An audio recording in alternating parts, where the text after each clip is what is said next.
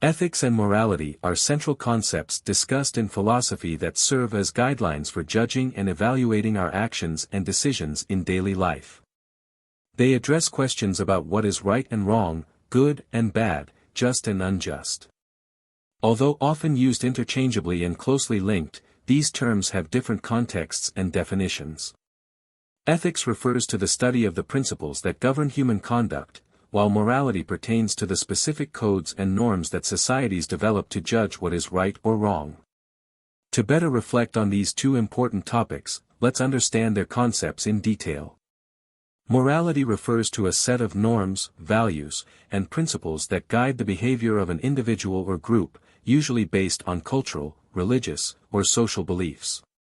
These are the rules that people follow to live harmoniously within a community, according to the behavior standards accepted by a culture or group. It is more practical and specific, while ethics is more theoretical and universal, applied in reflection and thought. Ethics, on the other hand, involves philosophical theories about good, evil, virtue, and duty. It can be divided into various subdisciplines, such as normative ethics, metaethics, and applied ethics. Ethics is the philosophical study of these norms and values established by morality, investigating their foundations, questioning the validity of moral principles, and exploring how these principles can be applied in complex situations. It seeks to understand the why behind moral rules and the how they should be implemented. Living an ethical life implies acting according to moral and ethical principles that promote well-being, justice, and respect for others. It means making choices that not only benefit oneself but also consider the impact on others and society in general. But what does it mean to live an ethical life? Living ethically involves more than just following established moral norms. It implies a constant reflection on actions and their consequences, seeking to act according to principles that promote collective and individual well-being. The main challenge is the difficulty in defining and applying virtues universally. What is considered virtuous can vary significantly between cultures, times, and opinions. In a classical approach, originating with Aristotle, the emphasis is on virtue and character development. For Aristotle, an ethical life is a life lived in accordance with reason, seeking excellence, purity, and human flourishing, eudaimonia. This involves cultivating virtues such as courage, temperance, justice, and prudence. Another perspective, called deontology, associated with Immanuel Kant, suggests that an ethical life is guided by duty and respect for universal principles. According to Kant, actions are morally correct if they are performed out of duty and in accordance with a universal moral law, founded on the categorical imperative, such as, act only according to that maxim by which you can at the same time will that it should become a universal law. The rigidity of Kantian principles can lead to difficult moral dilemmas. For example, if lying is always wrong, what should be done in situations where lying could save a life? In contrast, we have utilitarianism, advocated by philosophers like Jeremy Bentham and John Stuart Mill, which defends the idea that an ethical life is one that maximizes well-being for the greatest number of people. The morality of an action is determined by its consequences, seeking the greatest balance of pleasure over pain. The focus on consequences can justify morally questionable actions if they result in a greater good. Additionally, calculating the consequences of each action can be impractical and uncertain. Moral consciousness involves being aware of the moral implications of our actions. Empathy and compassion consider and respect the feelings and needs of others, responsibility in assuming the consequences of one's actions, and integrity in maintaining consistency between personal values and actions.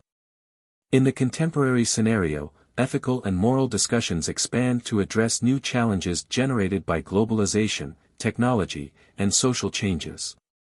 Issues such as the ethics of artificial intelligence, climate change, animal rights, and social justice are central topics today but do not exempt the initial philosophical foundations discussed. How should we deal with the impact of emerging technologies? Privacy, data control, and the moral implications of artificial intelligence are hotly debated topics.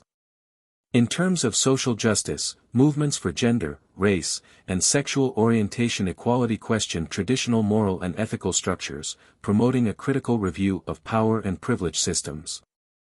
In sustainability, the climate crisis highlights the ethical responsibility of current generations towards the environment and future generations.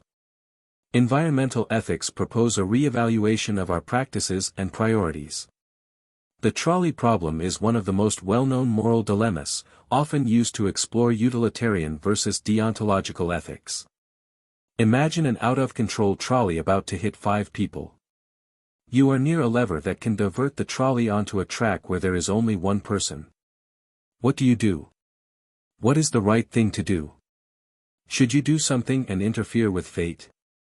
What will hurt more or demonstrate your principles? Utilitarianism proposes that we should choose the action that maximizes overall well-being. In this case, diverting the trolley to save 5 people, sacrificing one, while deontology, based on moral rules and duties, argues that we should not use a person as a means to an end. Thus, in deontology, it is not correct to kill one person, even to save 5. This dilemma highlights the tension between consequences and moral principles. The prisoner's dilemma is a paradox in game theory that illustrates why 2 people might not cooperate, even if it is in both their best interests. Suppose 2 prisoners are accused of a crime. Each can confess or remain silent. If both confess, they both receive a medium sentence. If one confesses and the other remains silent, the one who confesses is released, and the other receives a long sentence.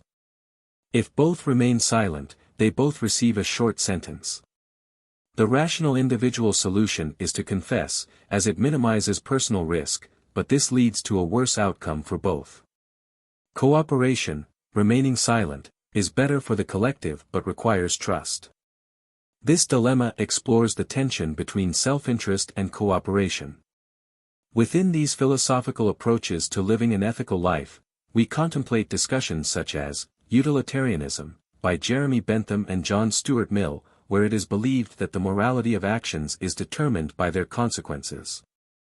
The right action is the one that maximizes general happiness or well-being. In deontology, by Immanuel Kant, the focus is on duties and moral rules.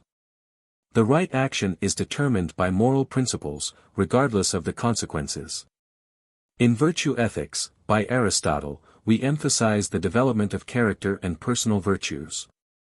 The ethical life is achieved by cultivating virtues such as courage, temperance, and justice, while in the ethics of care, by Carol Gilligan, the importance of interpersonal relationships and responsibilities is emphasized, proposing that morality is built through care and empathy in human relationships.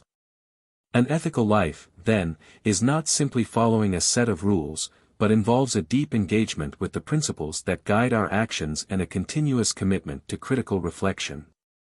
Ethics challenges us to question, analyze, and improve our morality, adapting it to new contexts and challenges.